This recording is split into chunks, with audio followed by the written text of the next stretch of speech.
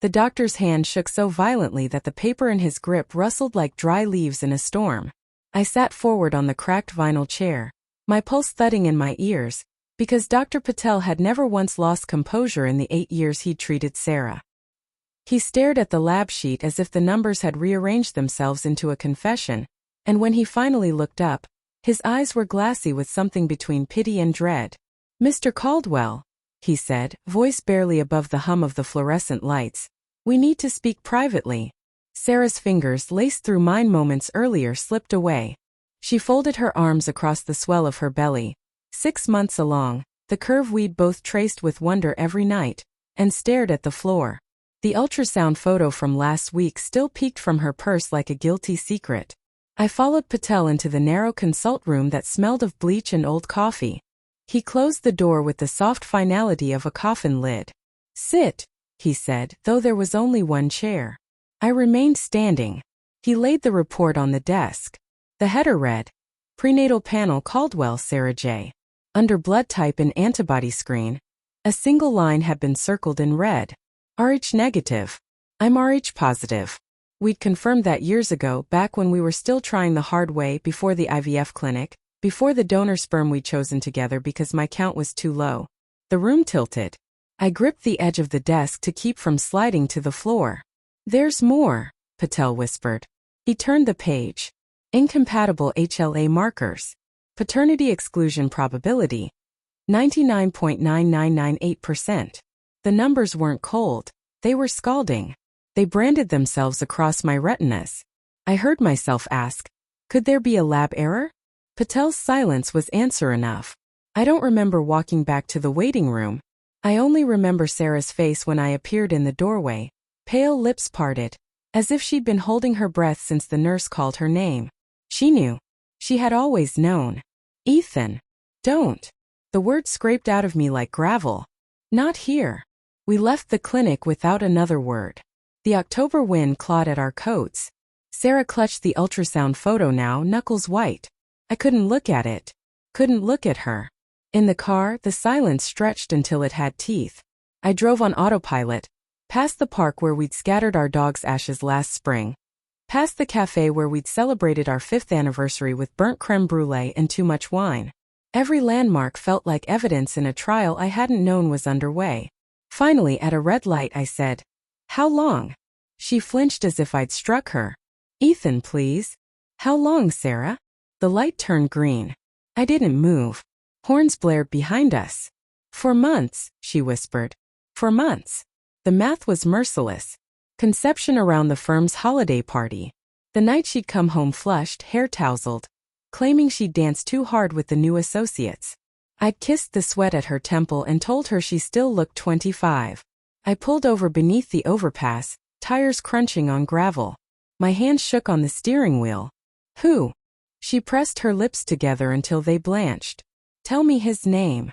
A sob tore out of her. "It doesn't matter." "It matters to me." She turned then, eyes swollen, mascara tracking black rivers down her cheeks. "Marcus," she said. "From legal." It was a mistake. One night. I was lonely, you were buried in the merger, and he listened. Marcus. 32, gym fit, the kind of smooth that made partners laugh too loud at his jokes. I'd shaken his hand at the Christmas party, told him Sarah spoke highly of his briefs. I laughed then, sharp, ugly, the sound of something inside me splintering. "Lonely," I repeated. "We were trying to have a baby, Sarah. We picked the donor together. You sat in my lap and cried when the clinic called with the match." "I know," she choked. "I know what I did." The baby kicked. I saw the ripple beneath her sweater, and the betrayal twisted deeper because that life wasn't mine. Every flutter I'd felt against my palm for weeks had been a lie wearing my hope like a costume. I drove home in silence. She kept trying to touch my arm. I jerked away each time. Our house looked smaller when we pulled into the driveway, as if the lie had shrunk the walls. Inside, the nursery waited, soft gray paint, the crib I'd assembled at 2 a.m. while she slept, the mobile of tiny paper cranes she'd folded during bed rest. I went straight to the kitchen, poured scotch with a hand that wouldn't stop trembling. Sarah hovered in the doorway. "Ethan, we can fix this. Counseling, adoption paperwork. People raise children who aren't." "Stop." I slammed the glass down. Amber liquid sloshed over my wrist. You don't get to fix this. You don't get to decide what I can live with.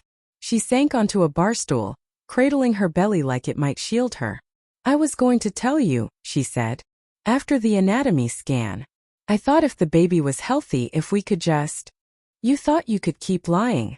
I thought I could keep us. I stared at her. At the woman I'd loved since she was 23 and fearless. The one who used to steal my hoodies and dance barefoot in the kitchen while pasta boiled over. That woman felt like a ghost possessing my wife's body. My phone buzzed. A text from my sister. How'd the blood work go? Champagne ready. I turned the screen face down. Upstairs, I pulled the donor file from the safe. The profile we'd chosen, donor 4781, brown hair, blue eyes, 6 feet 1 inch, graduate degree in literature, no hereditary diseases. I joked he sounded like my better-looking brother. Sarah had laughed and kissed me and said our kid would have my heart. I compared the HLA printout Patel had reluctantly given me. The markers didn't match 4781.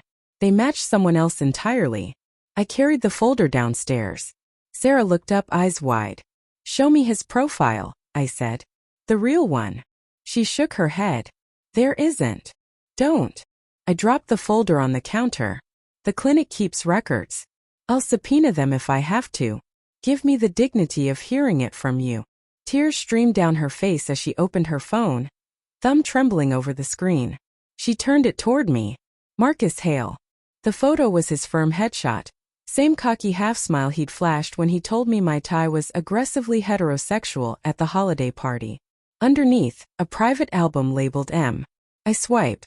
Ultrasound images. A sonogram dated 2 weeks before our IVF transfer. Positive pregnancy test with the caption, "We did it, babe." My knees buckled. I caught the counter. You faked the IVF, I said. The shots, the bruises on your hips, the bed rest. I had to, she whispered. You wanted this so badly. After the 3rd miscarriage, you stopped sleeping. I couldn't watch you break again. So you broke me instead. She reached for me. I stepped back and her hand fell like a stone. That night, I slept in the guest room. The walls were bare. We'd planned to hang the baby's first artwork there. I lay awake listening to her pace the hallway, soft sobs muffled against her fist. At 3:17 a.m., she slipped a note under the door. I'm sorry. I love you. I destroyed us trying to save you from grief. I don't know how to live with that. I didn't answer. Morning came gray and merciless.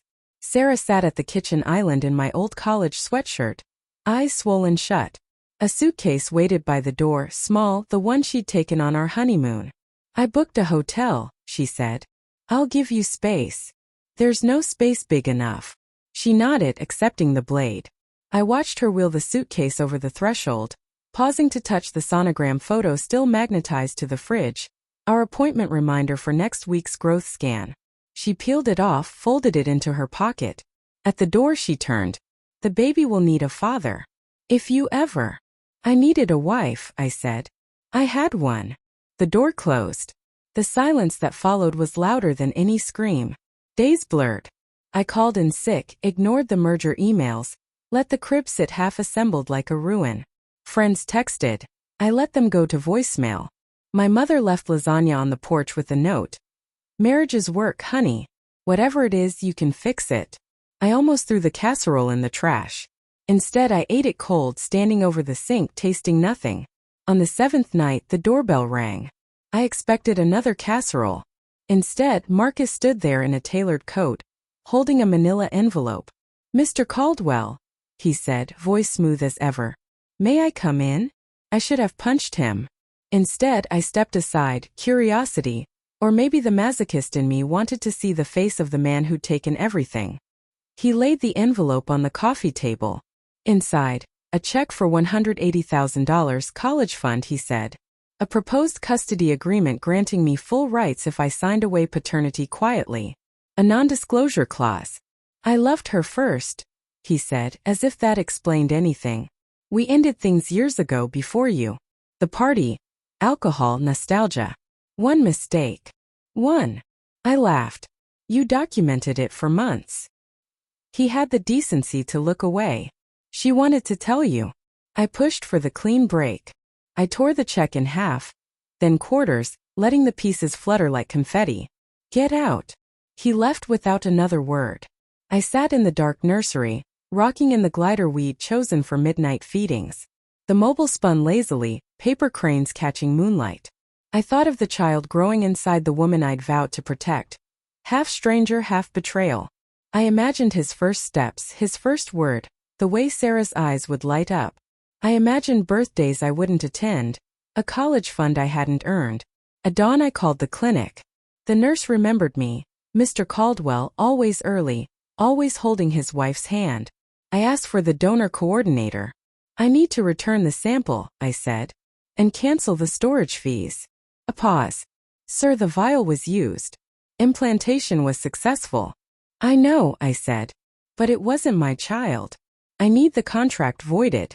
She transferred me to legal. By noon, paperwork was emailed. I signed where indicated, initials steady for the first time in weeks. That evening, I packed the nursery into boxes, crib disassembled, clothes folded with the tag still on, the mobile wrapped in tissue.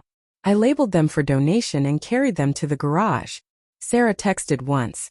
Hotel is lonely. Baby kicked when I played your voicemail. I'm sorry every minute. I didn't reply. 3 weeks later, the divorce papers arrived via courier. I signed them in the kitchen, pen scratching like claws. On the line for reason, I wrote irreconcilable differences, though the truth was simpler. Death of trust. The final hearing was brief. Sarah stood across the courtroom in a navy dress that hit her belly, hair pulled back severely. The judge asked if we had children. No, I said. Sarah's eyes flicked to mine, startled then grateful. She understood. I was giving the child a clean story, even if it erased me. Outside, November rain slicked the steps. She caught my sleeve before I could descend. Ethan. I waited. Thank you, she whispered, for letting him have a father who chooses him. I looked at her then, really looked. The woman who'd once known every scar on my heart now carried a stranger's life and the wreckage of ours. I hope he's kind, I said. I hope he's nothing like either of you. I walked away without looking back. The rain soaked through my coat, but I didn't feel cold. Somewhere between the courthouse and the parking garage, the weight shifted, not gone but redistributed. I would carry the loss but not the lie. That night I deleted her number, boxed the wedding album, and booked a cabin in the mountains for a month. No Wi-Fi, no forwarding address.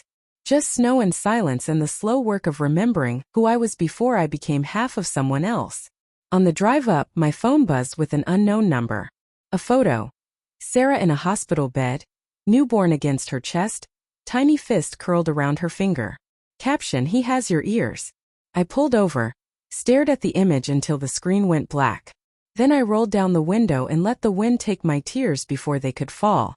I deleted the message, turned off the phone and kept driving north, toward a horizon wide enough to hold whatever came next.